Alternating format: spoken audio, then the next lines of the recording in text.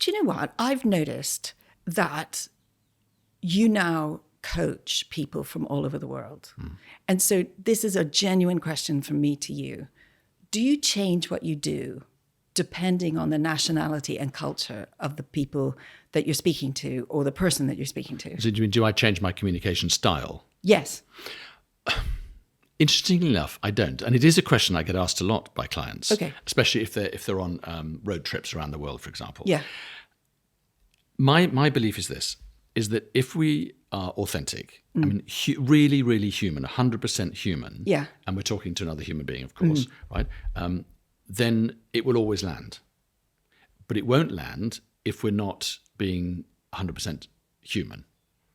Okay. Does that make sense? Okay. Yeah. So Okay. the question is, how do we become 100% human? Now, what I will do, I'll be aware, of course, that if English is somebody's second language, I'll probably maybe use just a slightly more simple sentence construction. I'm not going to use references they won't understand. Will you go there's no point. slower? Probably a little bit slower, but not too much. Okay. What I tend to do, talking of speed, I used to go very fast when I was young. I tend to speak still quite fast.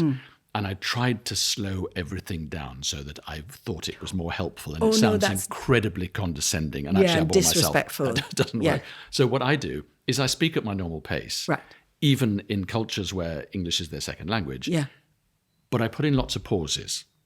And I put the pauses there, which allows me to think what I'm going to say next, Yeah. but allows them to catch up as well.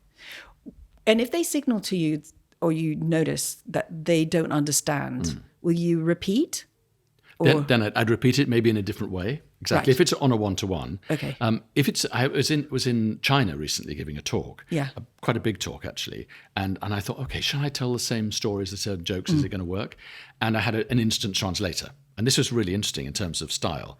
So I would say my bit, and the translator would say it, and then of course they'd have the reaction. There was no reaction to what I said, but there was a reaction, of course, from the translations, Okay. because they could understand that, right? Yeah. And English was not. They didn't have great English, the particular group I was talking to.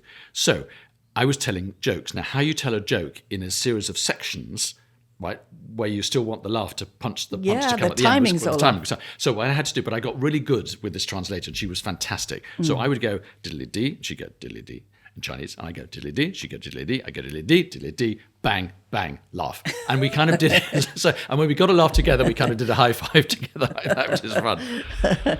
Well, it seems to me, anyway, that what you just said was true, is that it's disrespectful if you slow down or mimic their accent. Or be condescending in or some be way, condescending in any way. Totally. So you just say it in your language, in your tone, exactly the same way. But is that what you're saying? If you kind of notice that they don't understand, you'll adjust slightly. I might adjust, well, maybe just repeat it again so that they do understand. But ultimately, what I'm trying to do is, especially the work I'm doing, is my work is about how we connect with our audience. Yeah. So if I'm being authentic in the way that I explain that, as human beings, they will understand that on a human level. I think also body language comes in here, because if you're standing in front of somebody and it's a different culture, you've always said that 90% is body language. I mean, what you say is important, but you say how you hold yourself and your gestures also say a lot. Well, yes, I wouldn't say it's 90%, but I think definitely it's hugely important. Yeah. I think what is 100% important is what is your intention.